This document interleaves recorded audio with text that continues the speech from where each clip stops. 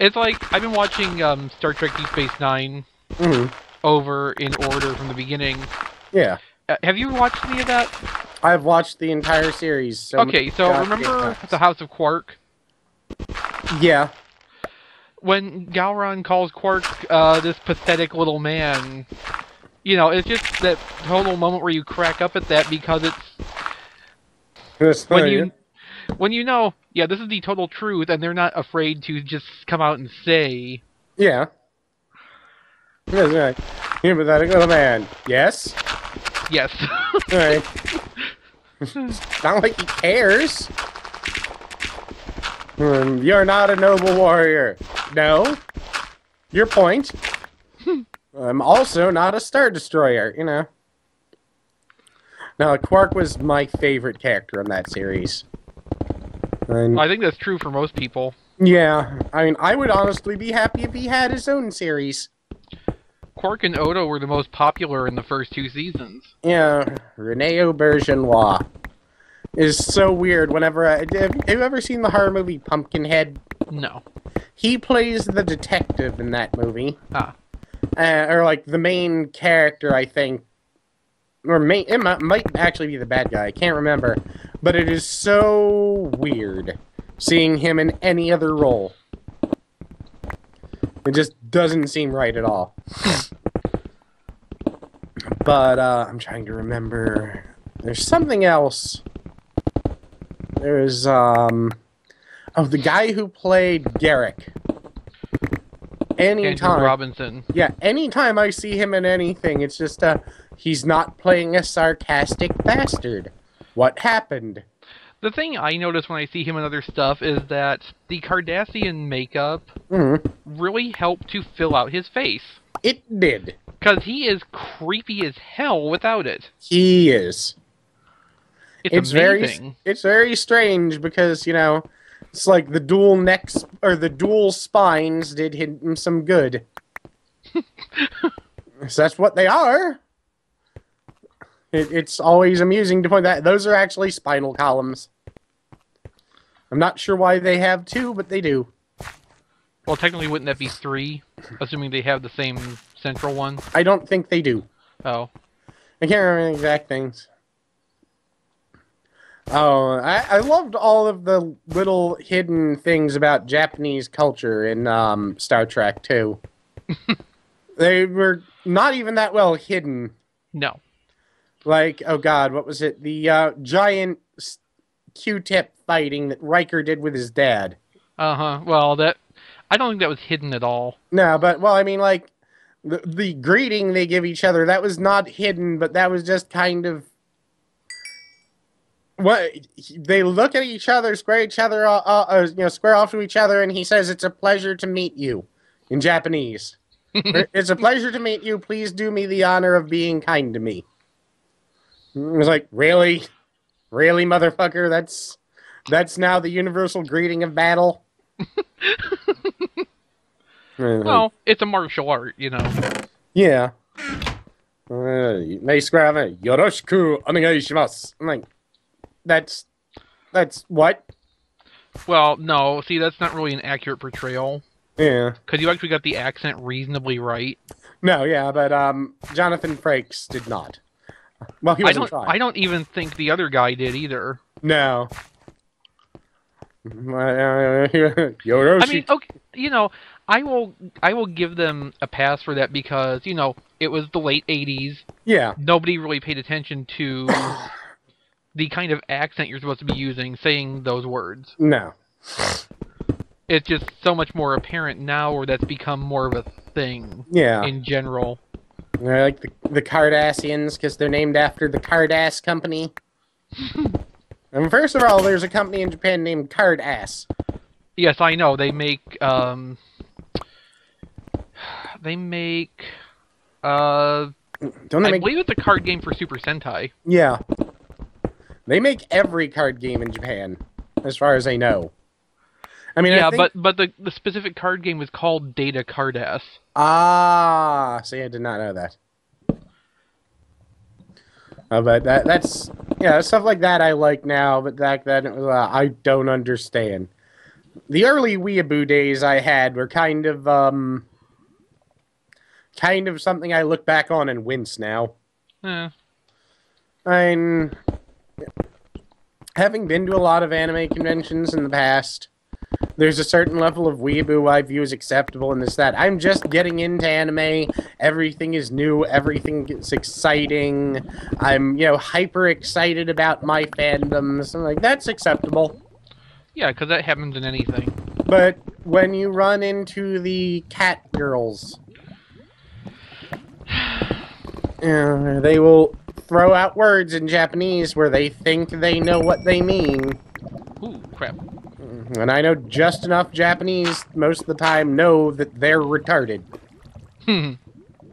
There's also the level of frightening, obsessive fangirl. Which is, oh my god, why? Like, oh god, what was it? I think, I was cosplaying Mad Perot from Cowboy Bebop at one point. Was that the bouncing clown? Yes. Yes, it was. Hate that episode. Love that episode because it is so goddamn creepy. Shit. And I actually do his smile very well. Yes, well, you do a lot of creepy things well. Yeah, I like to. See also Popo. Hi. Apparently I also do King Kai remarkably well. Because we were talking about something the other day, it said something, I was like, damn it, Decay! And, well, it doesn't sound good there, because my throat's currently full of crap. No, but I got the gist of it. Ooh, diamond. Ooh, I found shit. Hopefully it's not surrounded underneath by lava, like this redstone is.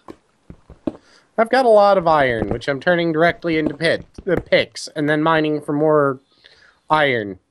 No, but I ran into a girl, like, oh my god, you're cosplaying blah, aren't you? Weird, how did I get back here? I don't know. I dug into a spot where there's an obsidian floor and torches inside of it. Odd. So, one of us has been here before. Could have been me. I dug all over the damn place. But, It's just this little isolated spot with a chamber above it that it doesn't have any torches in it. That doesn't make any sense. I don't know. Hookers? Why would there be this obsidian floor down here? There's no water source. Maybe it hates you. I don't know. What is this? It could be a random world generation of some sort. Why would there be natural obsidian without a water source near it, though? Alright. Unless we cut off the water source. Except, I don't know where one would have come out of, though. A donkey? I don't know. I mean, there's not even any cobblestone in the wall or anything to suggest where it was plugged up. Yeah. This is weird. I have not got a clue. Oh well, back to trying to collect this diamond. Yeah.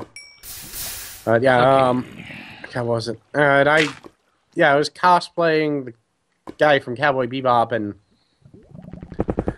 I ended up apparently walking into, at the time at Otakon, there was usually a alley where people would hold up signs and offer free hugs. But they've stopped that since, according to Maryland law, or I think they've stopped that, because according to Maryland law, that sort of thing is considered prostitution. Even though it's free? Yes. I'm not sure if that's the case or not. I'm sure someone will correct me. Probably my friend Robbie, who, actually does watch our videos from time to time. Oh. But,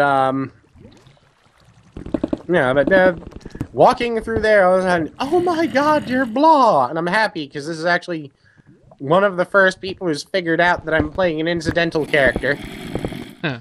But, it's, because what the thing is, I'd tell people, and then they'd go, oh yeah, hey, you do look like him. Like, yes, thank you for not, because I love that series, and you can't recognize a character from it. Well done. But, I ended up having some, oh god, land yacht of a woman. And I have no problem with big girls. There's nothing wrong with that. I'm a big guy. You can't judge. But when they come barreling at you at 100 miles an hour and you realize that they're twice as wide as you, there's that existential moment of terror. You're like, please let it have brakes. Because, and it's also the fact that they almost always are wearing costumes they should not be wearing. Yes, that occurred to me when you were remarking on the cat girls earlier. Yeah, there's nothing wrong with with cosplaying, but cosplay your goddamn weight. And I stuck to him and what was it, Genma Saotome from On One Half, because those are two kind of big guys. I was like, I can cosplay this. That'll be fine. Then, but no. I know I've mentioned the story of Mega Garnet before. I don't recall. Oh god, Mega Garnet. Alright. Have you ever seen the character Garnet from Final Fantasy IX? No. Alright, she's a kind I've never played a Final Fantasy. Fair enough. But she's a kind of cute, sort of mousy, brown-haired girl who wears basically a unitard with a bustier underneath it. Or perhaps a lace corset or something. I can't really say what it is for sure, because I can't remember at the moment. Fair enough. Either way, it's basically kind of like light brown in color.